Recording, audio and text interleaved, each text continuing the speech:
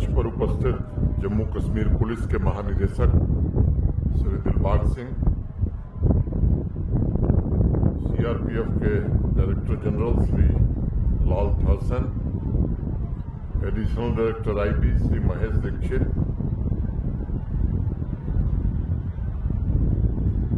गिलानी साहब, एडीएस औजिला साहब, जम्मू के mayor Shri Junaid Mattu sahab, special DG CID R Swain sahab, ADGP Kashmir Shri Vijay Kumar ji, Jammu Kashmir प्रशासन के सभी हमारे वरिष्ठ अधिकारी, जम्मू कश्मीर पुलिस के सभी अधिकारीगण, स्टेट पुलिस तथा केंद्रीय सुरक्षा बलों की टीम के सभी खिलाड़ी, प्रशिक्षक, मैनेजर्स, देवियों, सज्जनों तथा खेल प्रेमियों, सबसे पहले मैं कल 19 मार्च को खेले गए महिला टीम मुकाबले की विजेता टीम को बहुत बहुत मुबारकबाद देता हूं और नारी शक्ति को प्रणाम करता हूं। रनर अप टीम ने भी बहुत ही शानदार और बेहतरीन प्रदर्शन किया था और उनके जोश और जज्बे की जितनी प्रशंसा की जाए वो कम होगा। आज हुए पुरुष मुकाबले की विजेता तथा रनर अप टीम को भी मैं हार्दिक बधाई और अनंत शुभकामनाएं देता हूं। जीत और हार ये खेल का एक अहम हिस्सा है और मुझे लगता है कि जीत इतनी महत्वपूर्ण नहीं है जितना महत्वपूर्ण है जज्बे के साथ जूझना, जज्बे के साथ खेलना।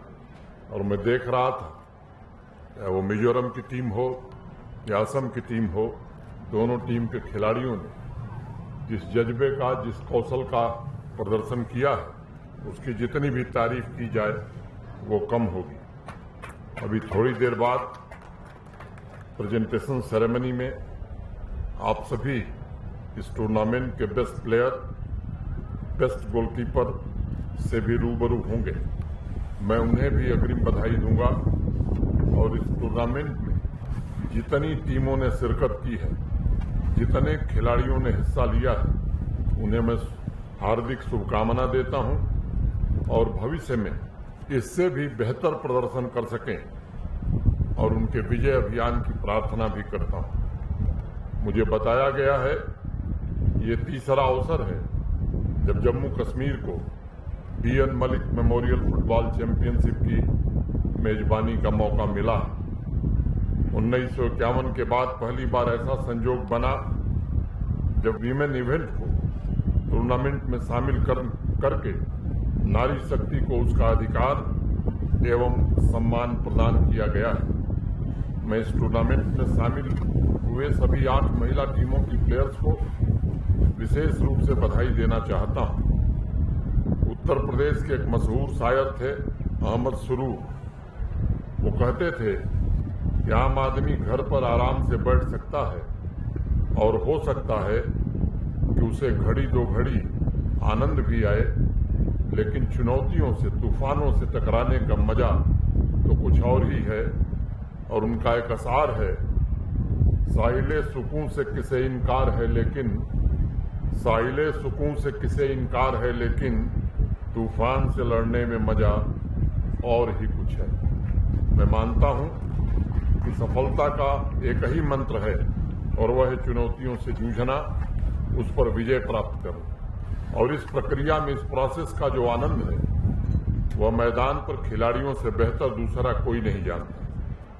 आप लोगों को जानकर हैरानी होगी कि 12 मार्च से प्रारंभ हुए 71वें BN Malik memorial all India police football championship की चर्चा आज पूरे देश में हो रही है। पुलिस तथा सुरक्षा बलों के अलावा आम नागरिक भी बढ़ चढ़ करके इसमें रुचि दिखा रहे हैं, दिलचस्पी ले रहे हैं। एक पत्रकार इस टूर्नामेंट पर अपना रेगुलर कॉलम लिख रहे थे और अभी 2-3 दिन पहले उनका कॉलम मैंने पढ़ा तो उन्होंने लिखा था कि आने वाले कई वर्षों तक इस टूर्नामेंट को याद किया जाएगा मैं समझता हूं कि आजादी के बाद इंटेलिजेंस ब्यूरो को सुदृढ़ और पक्का नेतृत्व देने वाले जाबाज पुलिस अफसर तथा स्पाई मास्टर बीएन मलिक साहब को ये एक सच्ची श्रद्धांजलि है। मित्रों, जैसा अभी महेश दीक्षित बता रहे थे, मलिक साहब और जम्मू कश्मीर के बीच बड़ा गहरा रिश्ता रहा है। 1948 में इंटेलिजेंस ब्यूरो ज्वाइन करने के पश्चात मलिक साहब ने नए सपनों को निर्मित होते हुए देखा था और बाद के वर्षों में उनके अद्भुत नेतृत्व का उदाहरण नॉर्थ ईस्ट में भी पूरे देश ने देखा। उन बातों की चर्चा के लिए उचित फोरम नहीं है, लेकिन मैं इतना जरूर कहना चाहता हूं कि मलिक साहब की समझदारी और दूरदृष्टि ने अनेक राज्यों में और खासतौर से सुरक्षा को लेकर के आशा की एक नई किरण पैदा की और भारतवर्ष की सुरक्षा की भावी प्रगति की मजबूत आधारशिला रखी। यह टूर्नामेंट मैं समझता हूं कि उनकी लीडरशिप के प्रति एक छोटा सा आभार प्रदर्शन है और मैं कामना करता हूं कि मलिक साहब की यह महान परंपरा हमेशा चलती रहे और नई पीढ़ी के पुलिस के अफसरों का और जवानों का मार्गदर्शन करती रहे। मित्रों, पुलिस तथा केंद्रीय सुरक्षा बलों के नेतृत्व, अनुशासन, उनके जोश और ऊर्जा से पूरे समाज को संबल मिलता है। चाहे राष्ट्र निर्माण की बात हो, सामाजिक सौहार्द और सामाजिक विकास की चर्चा, उसके केंद्र में हमारे बहादुर जवानों और अफसरों का त्याग और बलिदान बराबर शामिल रहा है। राज्यों की पुलिस फोर्स हो या सीएपीएफ, इन लोगों ने सालों से विभिन्न पृष्ठभूमि, संस्कृति और अलग अलग भाषाओं के समाज को एक साथ जोड़ने का काम किया है तथा देशभक्ति एवं निस्वार्थ सेवा के मूल्यों को समाज में स्थापित करने में कामयाबी भी हासिल की है। मैं जिम्मेदारी से कह सकता हूं, इस तरह के टूर्नामेंट का आयोजन और अनेक राज्यों एवं सीएपीएफ की टीम का एक प्लेटफॉर्म पर एकत्रित होना विविधता में एकता के सिद्धांत को आगे बढ़ाता है और माननीय प्रधानमंत्री जी के एक भारत श्रेष्ठ भारत के विजन को भी साकार करता है, जो भारतवर्ष की आंतरिक शक्ति का प्रतीक है। मित्रों, बापू कहा करते थे कि हम जो परिवर्तन देखना चाहते हैं वो हमें अपने आप में लाना होगा। मैं जानता हूं, जम्मू कश्मीर पुलिस हो, केंद्रीय सैनिक बल हो, बलों के जवान हो, सभी के अंदर समाज को बेहतर बनाने की एक तीव्र आकांक्षा है।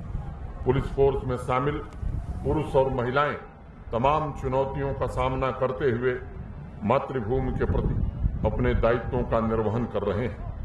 सामान्य नागरिकों की आकांक्षाओं की पूर्ति में भी सहायक सिद्ध हो रहे हैं। सुरक्षा और सामाजिक समृद्धि में भी उनका अप्रतिम योगदान देश के भविष्य के प्रति विश्वास जगाता है। हमें निरंतर ऐसे वातावरण के लिए काम करना है जो स्थिरता, सुरक्षा और हमारे क्षेत्र में आर्थिक विकास के अनुरूप हो। हमें अपने आसपास घटित हो रही घटनाओं पर भी पैनी नजर रखनी होगी और ये सुनिश्चित करना होगा कि हमारी पुलिस फोर्स तथा अन्य एजेंसियां आने वाली चुनौतियों से निपटने में पूरी तरह से समर्थ और सक्षम हो।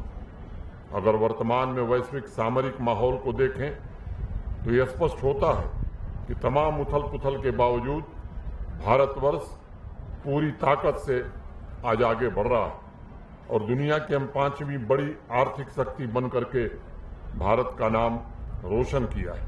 आज पूरी दुनिया की निगाहें भारत की ओर हैं।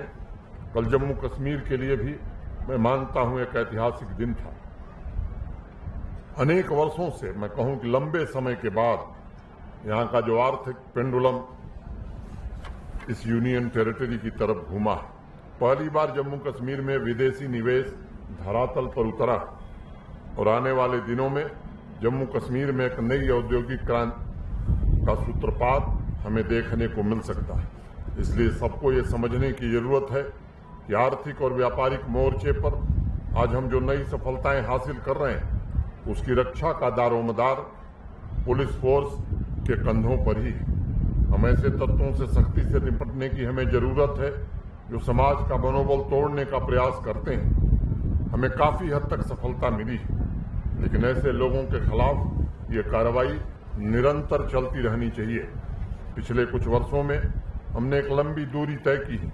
आवाम के हितों की पूर्ति के लिए समर्पित भाव से काम किए गए और युवाओं के सामूहिक प्रयास और कल्पना के बल पर जम्मू कश्मीर भी आत्मनिर्भर भारत के निर्माण की दिशा में कदम आगे बढ़ा रहा है। अगर वास्तव में हम देखें तो इतिहास में पहली बार युवा वर्ग सामने आकर अपनी आकांक्षाओं को, अपने एस्पिरेशंस को जाहिर कर रहा है। और मैं कहना चाहता हूं, जम्मू कश्मीर का नौजवान तरक्की का इंजन बनकर मजबूत, समृद्ध, खुशहाल जम्मू कश्मीर के निर्माण में जुटना चाहता है और जम्मू कश्मीर के सामर्थ्य को साबित कर रहा है। चाहे स्पोर्ट्स हो, इंटरप्रेन्योरशिप हो, सभी क्षेत्रों में हमारी नौजवान पीढ़ी के लोग नई ऊंचाई को छू रहे हैं और विश्व भर में हो रहे बदलाव के अनुरूप अपना नया अस्तित्व भी निर्मित कर रहे हैं। उस दृष्टिकोण से अगर देखा जाए तो यह टूर्नामेंट नौजवानों तथा पूरे समाज को भी प्रेरणा देगा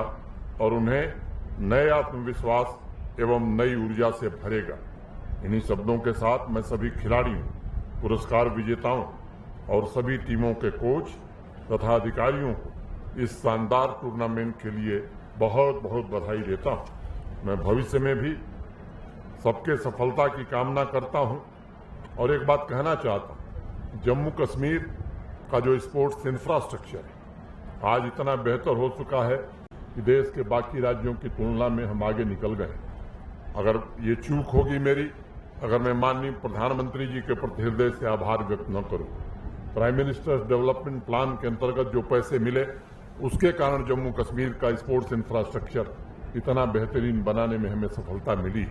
और एक दूसरी बात मैं बताना चाहता हूं, हमारी कुल आबादी 1,30,00,000 है, लेकिन ये तथ्य शायद आपको इसलिए मैं बताना चाहता हूं कि यहाँ से जाइए तो आप भी इस बात को जानिए कि देश के सबसे बड़े राज्य उत्तर प्रदेश से स्पोर्ट्स का बजट जम्मू कश्मीर का ज्यादा है। तो ये स्पोर्ट्स हमारे प्रशासन की प्रतिबद्धता है। और केंद्र बिंदु अंत में 4 पंक्तियों के साथ मैं अपनी बात खत्म करूंगा। हमें पसंद नहीं जंग में भी चालाकी, हमें पसंद नहीं जंग में भी चालाकी, जिसे निशाने पर रखते बता के रखते हैं, जिसे निशाने पर रखते बता के रखते हैं, चराग हो कि न हो दिल जला के रखते हैं, हम आंधियों में भी तेवर बला के रखते हैं, हम आंधियों में भी तेवर बला के रखते हैं। बहुत बहुत धन्यवाद। जय हिंद, जय भारत।